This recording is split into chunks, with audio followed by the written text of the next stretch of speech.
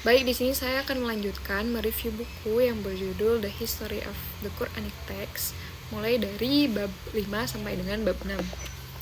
Bab 5 itu tentang rekaman dan penyusunan Al-Quran. Yang pertama, ada di dalam periode Mekah. Al-Quran itu pada awalnya diwahyukan secara lisan, namun seiring perkembangan Islam mulai dicatat secara tertulis. Terus ada selama periode Madinah. Nabi Muhammad menunjuk beberapa sahabat untuk menulis wahyu, termasuk Zaid bin Thabit. Nabi Muhammad rutin menginstruksikan penulisan ayat yang diwahyukan. Terus juga Nabi Muhammad melarang penulisan selain Al-Quran agar tidak terjadi kekeliruan. Selanjutnya tentang penyusunan Al-Quran. Susunan ayat dalam surah itu tidak selalu berdasarkan urutan wahyu, tetapi sesuai perintah Allah. Beberapa ayat ditempatkan dalam surah tertentu atas instruksi langsung dari Nabi Muhammad.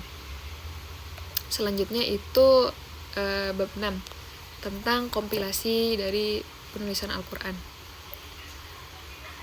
Pengabdian Abu Bakar sendiri terhadap Al-Quran sangat mengagumkan. Dia sangat memperhatikan instruksinya tentang dua saksi untuk membangun otentisitas.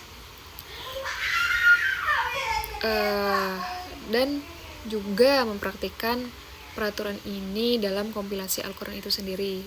Alhasil, walaupun ditulis di atas kertas yang tidak sempurna dan berbeda ukuran, ini telah menunjukkan keikhlasan dalam usahanya semampu mungkin untuk memelihara Al-Quran. Kemenangan yang berarti melebihi batas pandang pasir Arab mendorong kemajuan pendidikan Islam sampai ke Palestina dan Suriah. Perintah Umar telah mengembangkan sekolah untuk menghafal Al-Quran di dua negeri padang pasir kering dan tanah bulan sabit yang subur dan kaya. Tetapi perhatian pada zaman Khalifah Utsman dan usaha-usaha Zaid bin Thabit sebagai orang yang memulai mengkompilasikan Al-Quran dan tidak berhenti dengan wafatnya Abu Bakar. Selanjutnya saya akan mereview buku yang kedua, yaitu yang berjudul Rekonstruksi Sejarah Al-Quran, mulai dari bab 5 sampai dengan bab 6. Langsung saja. Penemuan arkeologis dan bukti-bukti Al-Quran menunjukkan bahwa tulisan sudah dikenal di Arabia jauh sebelum Nabi Muhammad. Meskipun anggapan umum menyebut bangsa Arab sebagai mayoritas buta huruf, Makkah sebagai kota niaga mengadopsi tradisi tulis-menulis dari daerah lain. Bukti Al-Quran dan catatan sejarah menunjukkan bahwa pengetahuan tentang tulis-menulis sudah ada di Makkah dan Madinah. Proses penyebaran tulisan Arab dipengaruhi oleh interaksi dengan daerah lain dan berkembang menjadi dua bentuk tulisan utama. Yang pertama itu ada Kufi dan yang kedua itu ada Naskhi. Adanya tradisi hafalan yang kuat di kalangan bangsa Arab mendukung penggunaan tulisan sebagai alat bantu hafalan. Penemuan arkeologis dan bukti Al-Quran menunjukkan bahwa tulisan sudah dikenal di Arabia sebelum Nabi Muhammad. Makkah mengadopsi tradisi tulis-menulis dari daerah lain, dan pengetahuan ini juga ada di Madinah. Tulisan Arab berkembang menjadi Kufi dan Naskhi, dan tradisi hafalan mendukung penggunaan tulisan. Pada masa Nabi, sejumlah sahabat mencatat wahyu-wahyu dalam bentuk suhuf, meskipun lebih sering diartikan sebagai penghafalan. Riwayat menunjukkan bahwa beberapa sahabat seperti Ali bin Abi Thalib mengumpulkan wahyu berdasarkan instruksi Nabi. Pengumpulan Al-Quran secara resmi dilakukan setelah wafatnya Nabi, termasuk oleh Ali yang segera mengumpulkan naskah dari bahan-bahan yang ada. Riwayat juga menyebutkan adanya mushaf pribadi dari sahabat-sahabat lain. Pengumpulan dan penulisan Al-Quran berkembang lebih lanjut pada masa Khalifah Utsman yang menstandarkan mushaf untuk mencegah perbedaan bacaan. Pengumpulan pertama Al-Quran dilakukan pada masa Khalifah Abu Bakar setelah pertempuran Yamamah yang menyebabkan banyaknya penghafal Al-Quran yang gugur. Umar mendesak Abu Bakar untuk mengumpulkan Al-Quran yang kemudian menugaskan Zaid bin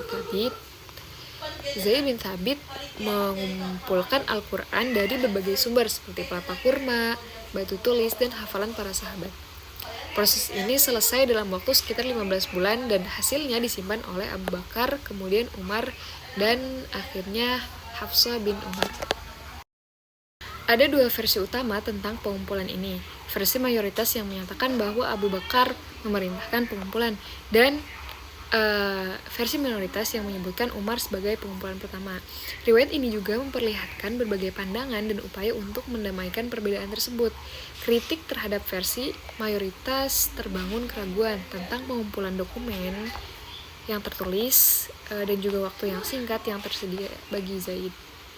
Pengumpulan oleh Zaid dianggap resmi, tetapi pengaruh mushaf yang dikumpulkannya dipertanyakan karena mushaf-mushaf lain lebih berpengaruh dan mushaf Zaid akhirnya menjadi kepemilikan pribadi Hafsah.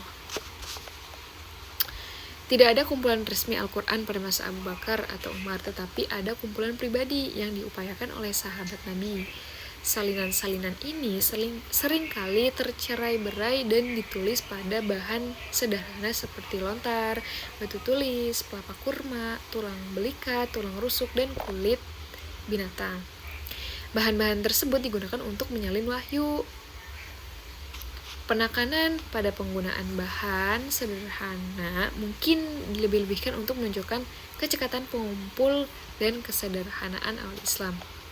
Nama untuk salinan tertulis ini adalah suhuf atau sohifah, menunjukkan bahwa wahyu belum tertata secara pasti dalam susunan surat. Mushaf Utsmani kemudian menetapkan susunan surat yang pasti. Namun tidak ada informasi pasti apakah mushaf tersebut dijilid atau tidak. Penelitian lebih lanjut diperlukan untuk memahami bentuk dan kandungan mushaf pra-Utsmani. Itu ada mushaf primer dan sekunder. Sejumlah sahabat Nabi mengumpulkan Al-Quran secara tertulis sebelum Utsman bin Affan melakukan penyeragaman teks. Kumpulan-kumpulan ini tetap eksis melalui transmisi lisan dan tertulis mempengaruhi generasi berikutnya. Karya-karya mufassir awal sering merujuk pada varian pra-Utsmani yang diklasifikasikan oleh Arthur Jeffrey sebagai mushaf primer, kumpulan independen sahabat Nabi, dan mushaf sekunder, yaitu kumpulan generasi berikutnya. Beberapa mushaf primer yang berpengaruh adalah mushaf Ubay bin Ka'ab, Ibnu Mas'ud, Abu Musa al-Asy'ari, dan Miqdad bin Aswad. Manuskrip asli tidak tersedia, kandungannya didapat dari sumber-sumber sekunder.